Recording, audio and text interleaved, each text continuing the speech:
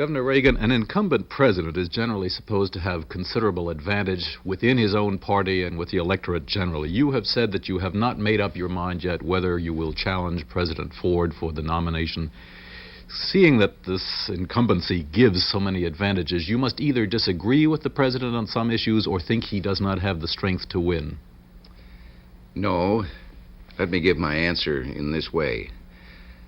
I think this nation is at a point where there needs to be a turn in the direction that we've been following for too many years, too many decades. I think we're in danger of becoming a second-rate power, economically as well as militarily. I think the problems are so great that I'm doing everything I can and whatever I can to helpfully influence a solution to those problems, just as at least one voice. I've made no decision about 1976 as for myself or for anyone else, because I think we should be dealing with these problems. Whenever there is a decision to be made, I'm going to make it on the basis of what I think is best for the United States. From CBS News, Washington,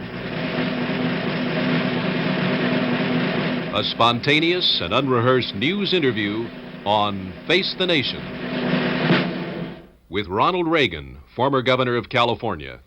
Governor Reagan will be questioned by CBS News correspondent Bruce Morton, David S. Broder, national political correspondent for the Washington Post, and CBS News correspondent George Herman.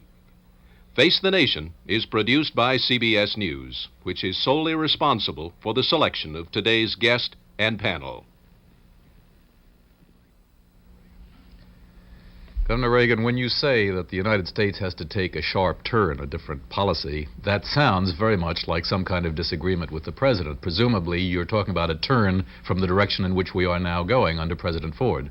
Well, now, let me clarify one thing. Please. We've occasionally had a Republican president in the White House, but for more than 40 years, policy in this country has been determined by the Democratic Party. They've had a majority in both houses of the Congress. And a president is an executive officer. He cannot force policy on a hostile or disagreeing Congress, and that is true right now. When I say this country needs a change in direction, I'm speaking about a policy that has been growing over the last 40 years that has led to a gigantic bureaucracy that I think is out of control of Congress now, beyond their control, a centralization of authority in the national government, a trend that is contrary to all the principles that I ever grew up believing in. And that's the direction I'm talking about turning. I think the president has made efforts to reverse that and turn it around and been overruled by the Congress. Governor, are you convinced that Mr. Ford is really running for re-election? Well, I know that every time you come to Washington, you hear that question and you hear the rumors both ways as to whether he is or isn't. All I can say is that if I could use the terms of my previous profession, if he isn't, he's playing the part of a candidate very well. Governor, other conservatives have expressed specific disagreements with President Ford over things like the size of the budget deficit or the policy of détente. Have you any specific policy disagreements with what the president has tried to do? Well, I don't want to get into a running down a laundry list of where we disagree, where we agree, but of course there are bound to be disagreements. I myself believe I cannot support the size of the deficit that has been agreed to. I differed on other points. I agree on other points, but I don't think there's any purpose served in just trying to find those specifics as to on which incident or which decision I agree or disagree. Well, last night in Atlantic City, Governor, you said that I'm quoting you now, the free world is crying out for strong American leadership, and we are not providing it. Neither are we providing a strong, lasting, consistent foreign policy. Isn't that a fairly harsh thing to say about a president, particularly when he's in the middle of international negotiations? Well, now that "we" was all-inclusive. The president, for example, asked the Congress of the United States in the closing chapters of the tragedy in Vietnam for action which the Congress refused. Again, we come back to the fact that the Congress, with its War Powers Act 2 years ago, took away from the President of the United States the ability to even enforce the terms of the ceasefire which this country had signed. And this does not necessarily mean criticism of the president, because he made it clear what he wanted to do. The Congress of the United States, and it's almost the first time that I can recall this happening, refused to back an agreement that had been signed by the Secretary of State in the name of the President with regard to that ceasefire. It brought our prisoners home. It brought our men out of combat. It was an armistice.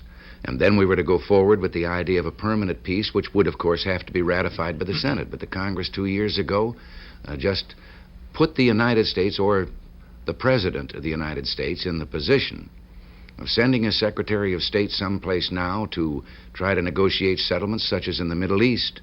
Well, I'm getting the impression, Governor, that your disagreement really is with the Democratic Congress. But if that were the case, I would think you would have endorsed Mr. Ford for re-election and be preparing to run against Senator Tunney in California. No, I have no ambition to oppose Senator Tunney in the Senate in California, or anyone else for that matter. As I've said before, I am going to make a decision when I make it, on the basis of what I think is good for this country. But when you suggest that my quarrel is with the Congress right now, I have to tell you, I believe this Congress has behaved more irresponsibly than any Congress I've known. Governor, well, the if reason I can that the Congress go back is a minute.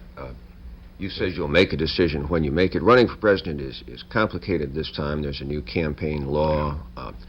When, realistically, do you think you have to make that decision about? Well, I haven't set any particular time, other than to say that I'm quite sure that anyone who would consider that has to make a decision at least by the end of the year. The reason that the president has been having such trouble with the Congress is presumably because the Congress is so heavily Democratic. The Congress is so heavily Democratic, obviously, because so many Republicans have been losing elections lately. The president has been trying to broaden the Republican Party to win more seats, and you have objected to his attempt to broaden the party. No, that's a false assumption. Very well. I have not. As a matter of fact, the speech I made at the Republican Leadership Conference in Washington, D.C., which caused discomfort to some of our Republican legislators who hadn't heard the speech and who went on the basis of questions that were asked of them in subsequent news conferences, the president assured me that he had read my speech and agreed with everything I'd said in it. I said that we should broaden the base of our party, not by making it more like the Democratic Party. 62% of the American voters stayed home from the polls in '74, and the majority of them said they did so because they didn't think there was enough difference between the two parties. I said we should broaden it the way we broadened it in 1972, when millions of Democrats and independents ignored party lines to come across, and whether they voted for Republicanism, they at least voted against what the leadership of the Democratic Party represented, which was a further centralization of authority, an extension of the welfare state, more confiscation and redistribution of the people's earnings. And this, to me, is the manner in which we should broaden the party, by giving the people a set of principles and standards, solutions to problems or proposed solutions, and sticking by them. There is, you think, a conservative majority, if you take those to be conservative. Well, if we're to believe the polls, when the people are presented the problems and the approach to solving those problems without any labels attached, all of the polls have been somewhat surprised to come out finding the majority of the American people opt for the conservative solution. Do you think that any part of this strong Democratic majority in the Congress is a direct result of President Nixon's troubles? Oh, I think that Watergate had a great effect. I think the fact that we had the smallest turnout that we've had in our national history was an indication that people were turned off. As a matter of fact... What I'm leading to is, do you think that still hangs on for the party? Well, I think maybe they got some of it out of their system. We had one example in a congressional race that had to be rerun. In one of our states, there was a Republican congressman who lost by who won by 44 votes. There was a challenge on the base of a faulty voting machine.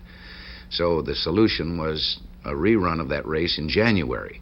Now, the people had gotten it out of their systems in that district. Incidentally, there are only 7,500 registered Republicans in the whole district. You'd think that the Republican had very little chance.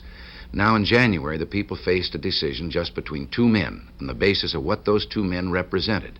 The Republican won the rerun by 12,000 votes. If it's out of their system, do you think there is now a part for ex-President Nixon to play in the political process? Oh, I think only history will tell that. No, I'm talking about the anger of the people, the disgust with the political process. A poll's just recently been taken by who's who among high school students. 23,000 young high school seniors were polled.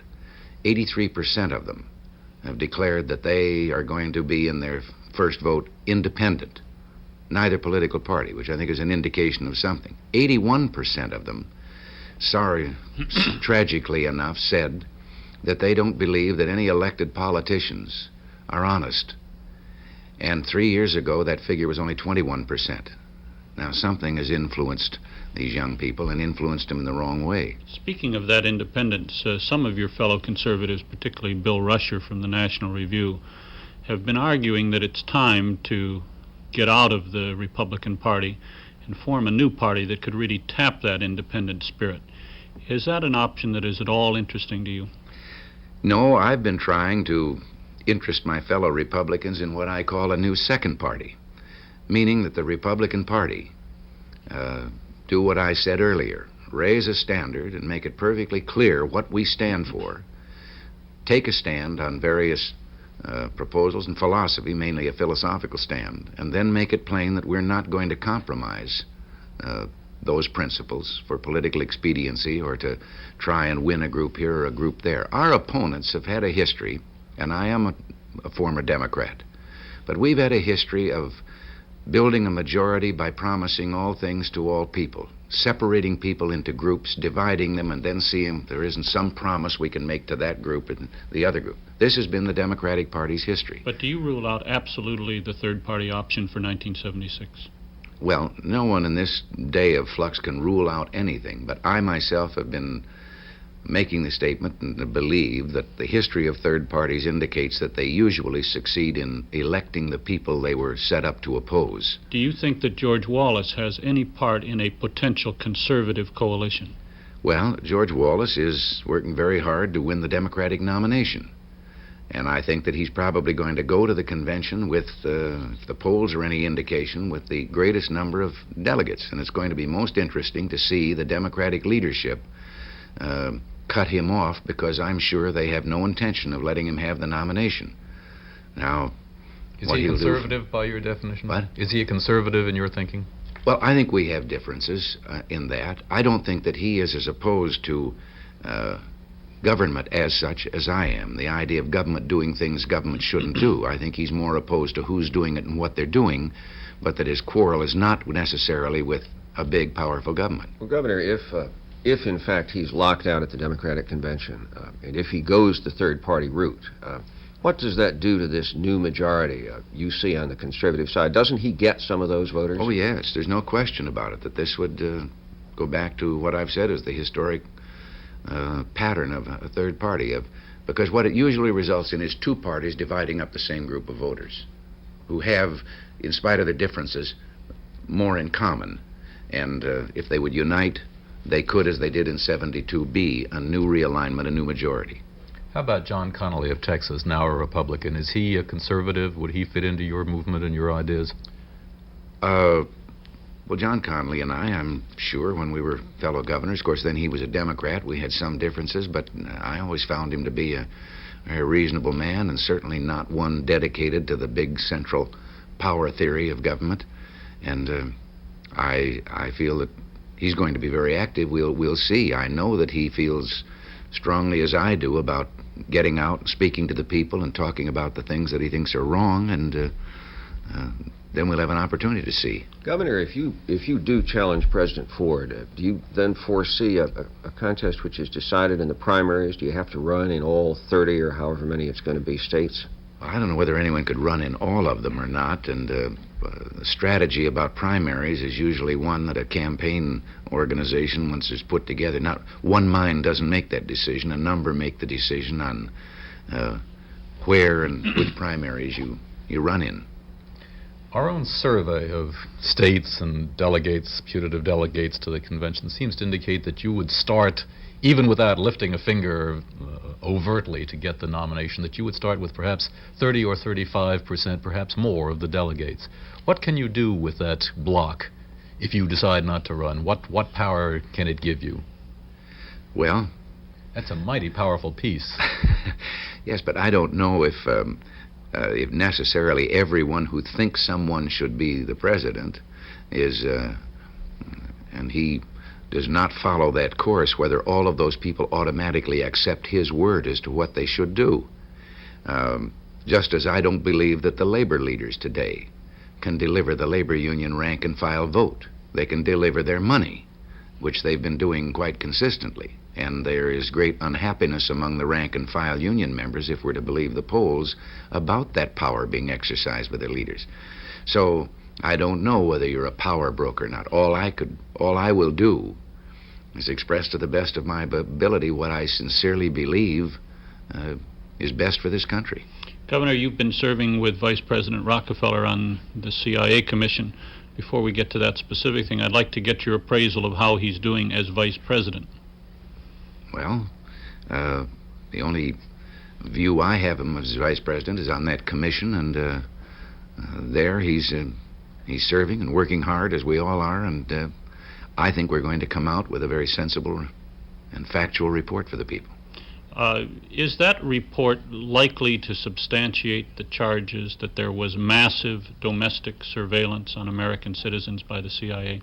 Well, now, Dave, you have me a little at a disadvantage. We all of us agreed on the commission that we wouldn't give any interim reports. Now, I know that we're only a week or so away from the report being delivered.